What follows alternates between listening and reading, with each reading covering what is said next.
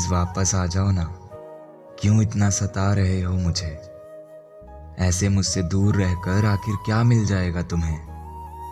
मुझे पता है तुम भी मेरे बिन खुश तो नहीं हो। एक शख्स था जो मुझसे बेइंतहा मोहब्बत करता था। मैं जानता हूं तुम आज भी वही हो। मैंने आज तक तुमसे सिर्फ वफा ही की है, फिर तुमने क्यों हमारे बीच ये दूरियों की दीवार बना दी है? कब तक रह पाएंगे हम ऐसे? तुम्हारा तो पता नहीं, पर मैं तो ऐसे बिल्कुल नहीं रह पाऊंगा। तुम ही तो हो मेरा सब कुछ। तुम्हारे बिना मैं कहाँ जाऊंगा?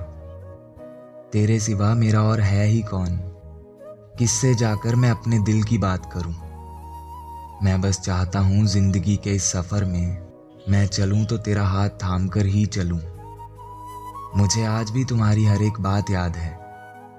मेरा जो भी हो बस तुम ही हो। ना तुमसे कोई पहले था और ना ही कोई तुम्हारे बाद है, और मैं किसी और का हो भी नहीं पाऊंगा।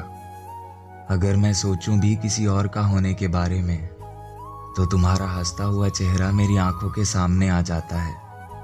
तुम ही बताओ ऐसे कैसे मैं किसी और को चाहूंगा? चलो मान लिया अब तुम्हें मुझसे प्यार नहीं है।